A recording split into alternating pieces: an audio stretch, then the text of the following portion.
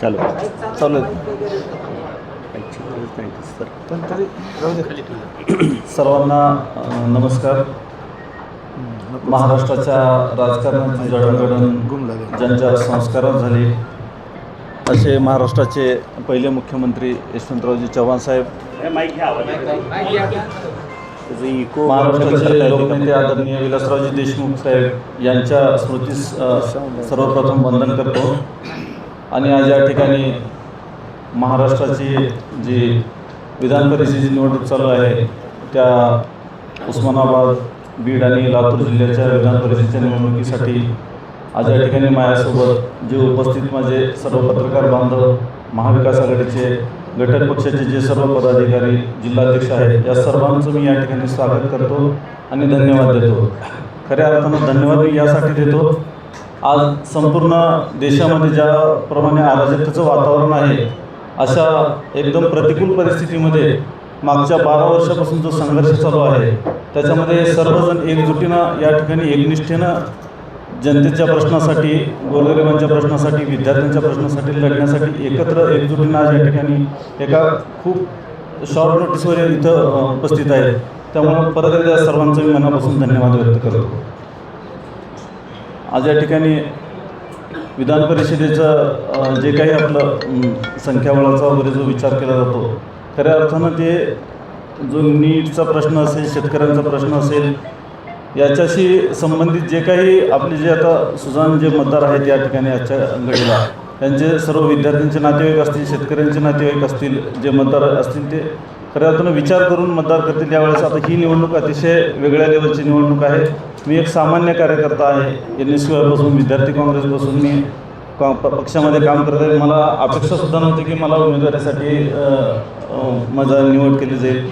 खरं तर आपले लातूर जिल्ह्याचे, महाराष्ट्राचे आदरणीय लोकनेते आदरणीय अमितभाई देशमुख, दिलीपरावजी देशमुख साहेब यांच्या सूचनेने आणि यांच्या नेतृत्वात ही निवडणूक पार पडत आहे खऱ्या अर्थानं पाहिलं तर.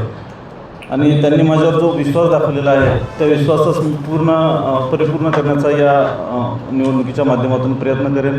आणि येणाऱ्या काळात जनतेचे जे काही प्रश्न असतील ते अतिशय त्यांच्याच त्यांच्या मार्गदर्शनाखाली मी सोडवण्याचा या ठिकाणी पुरेपूर प्रयत्न करेन. काही प्रश्न असतील तर तुम्ही विचारू शकता. आपण मगाशी म्हटले की नाराज गट मला मदत करू. असा कोणता नाराज गट आहे की ज्याची आपल्याला वाटतं की तुम्हाला मदत करू? आपलं काय त्या संदर्भात चर्चा झाली आहे का? आपण त्यांना संपर्क केला आहे? संपर्क चालू आहे आमचा. येणाऱ्या 18 दिवसामध्ये त्याच्यामध्ये उत्तर मिळेल तुम्हाला.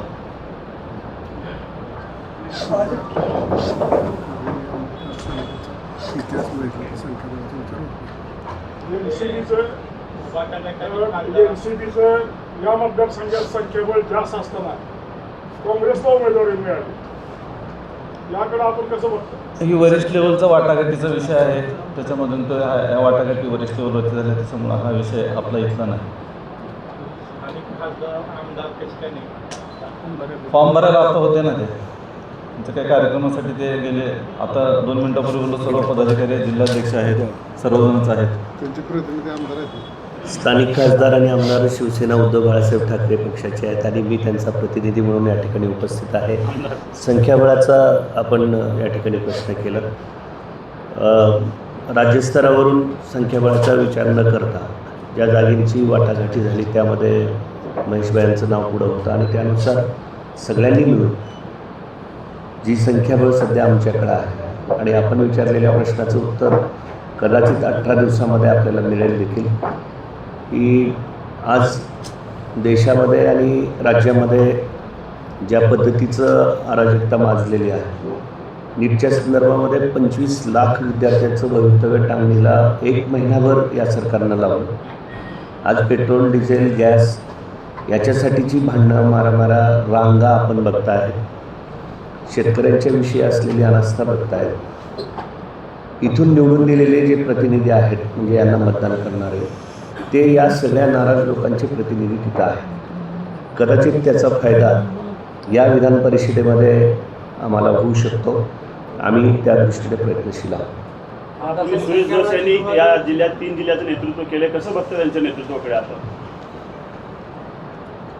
त्यांच्या नेतृत्वाबद्दल तर मला काही जास्त सांगता येत नाही, पण जो विकास त्यांच्या दादा. पाहिजे ते दादा सांगतील.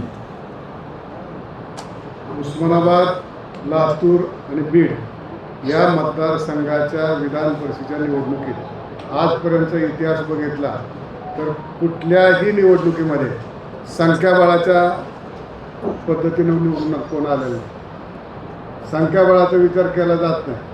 उमेदवार कसा आहे आणि उमेदवार आपले स्थानिक स्वराज्य संस्थेचे प्रश्न सोडू शकतो याची खात्री झाल्यानंतर ते मतदान केलं जाते.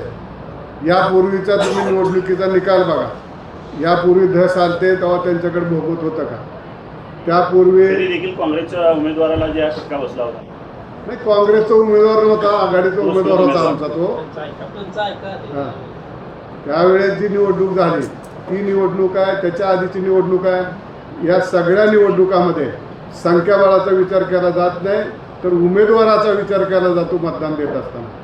जो उमेदवार उभा आहे तो आपले प्रश्न सोडू शकतो का याचा विचार करून ह्या मतदारसंघामध्ये मतदान झालेलं आहे.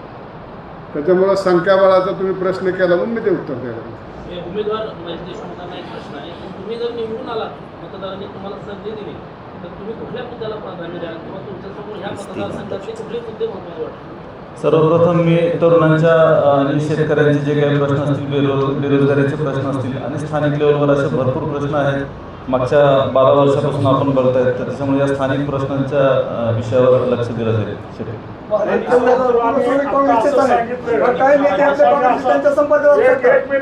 एक जण बोला.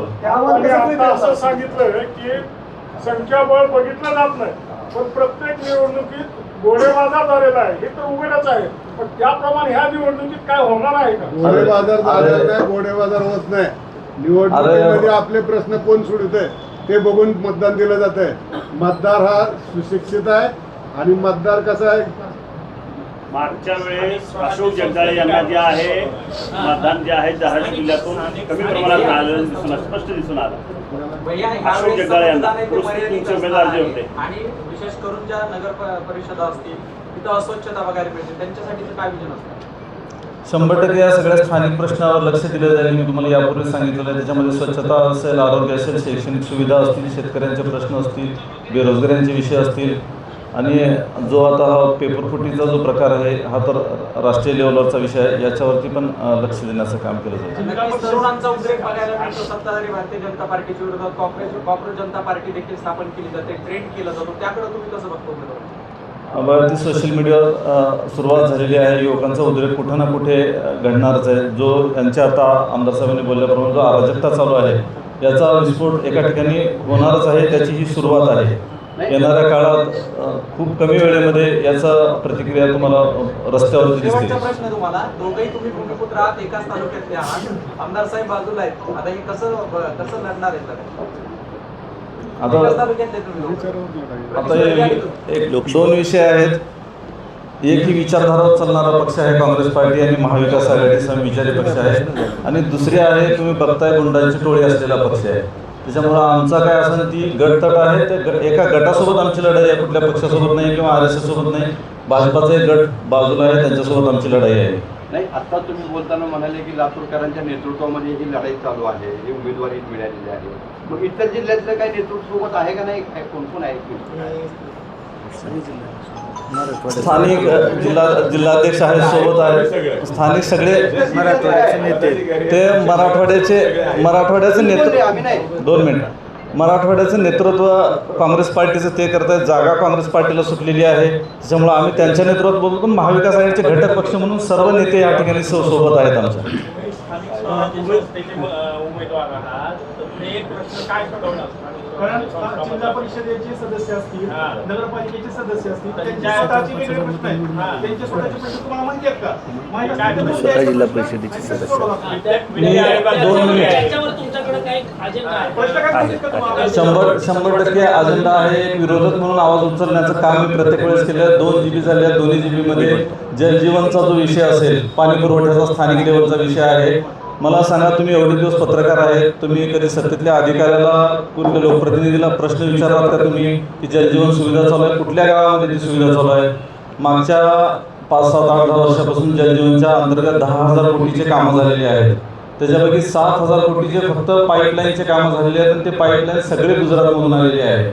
कुठल्या अधिकाऱ्याला तुम्ही विचारलात का जाऊन, कुठल्या लोकप्रतिनिधीला विचारलात किंवा कुठल्या गावात पाणी आहे, स्थानिक लेवलचे प्रश्नावरती तर चर्चा चालू आहे ना. आणि मी स्थानिक लेवलवर प्रॉपर लक्ष देतो शेतकऱ्याकडं, गोरगरिबांकडे. 2 मिनिट मला कंप्लीट 2 मिनिट थांबा. प्रश्न समजला नाही.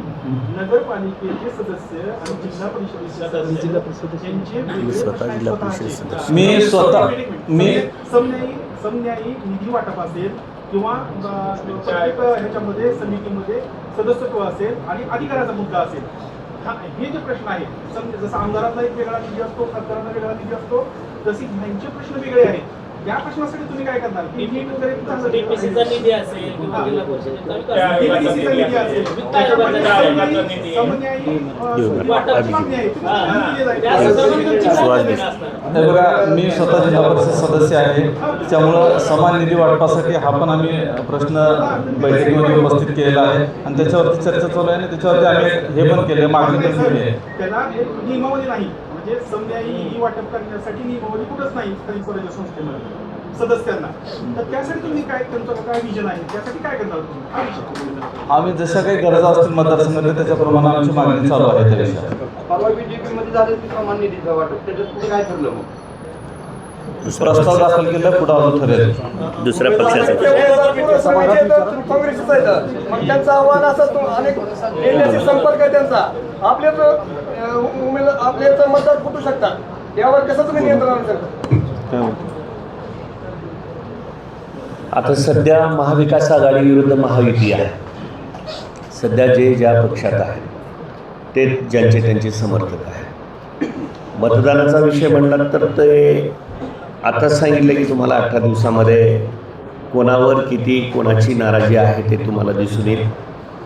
महेशबद्दल मी 2च मिनिटं आपल्याला बोलतो आहे, कारण तिकडं आमचे पत्रकार महोदयांनी प्रश्न खूप चांगला विचारला होता की स्थानिक स्वराज्य संस्था, आमदार, खासदार या सगळ्यांना वेगवेगळा निधी असतो आणि प्रत्येकाचे प्रश्न वेगळे आहेत. समान निधी वाटपावरून सध्या गोंधळ चालू आहे, त्याची शासकीय नियमावली नाही. त्यासाठी आम्ही विधानसभेमध्ये तिथं आग्रह धरू की याची एक नियमावली तयार करा. आणि महेशभाई स्वतः गेली अनेक वर्ष त्या ठिकाणी आमच्या भागामध्ये खूप चांगली कामं केलेली आहेत आणि जिल्ह्यामध्ये 5,000 मतांनी निवडून येणारा एक तरुण युवक आपल्यासमोर आज उमेदवार म्हणून उभा आहे. त्याच्याकरता महाविकास आघाडीचे जितके घटक पक्ष आहेत ते सगळे घटक पक्ष अगदी प्रामाणिकपणे चांगल्या पद्धतीनं महेशसाठी काम करतील. लातूरचं नेतृत्व हे मराठवाड्याचं नेतृत्व आहे. आज व्यासपीठावर बघताय की सगळ्या जिल्ह्याचे जिल्हाध्यक्ष आणि त्यांचे सगळे पदाधिकारी या ठिकाणी उपस्थित आहेत.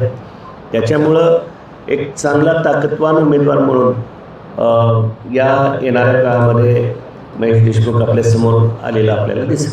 उमेदवारासाठी माझा प्रश्न आहे, आज ही निवडणूक जी आहे ते राज्याचे माजी मंत्री आमदार अमित भैया देशमुख यांच्या नेतृत्वात लढवली जाते असं आपण म्हणणार.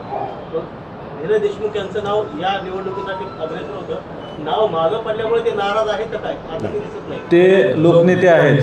येणाऱ्या काळात 1-1.5 वर्ष झालं निवडणुका होऊन, येणाऱ्या 3-3.5 वर्षामध्ये परत त्यांना जनतेत जायचं आहे. तर लोकनेते आहेत, ते लोकातली निवडणूक लढवणारे नेते. त्याच्यामुळे येणाऱ्या काळात ते लोकनेते म्हणून ते तिथली निवडणूक लढवण्यासाठी आणि ग्रामीण भागातले प्रश्न सोडण्यासाठी तयार आहेत. ठीक आहे, थँक्यू. बस धन्यवाद. थँक्यू.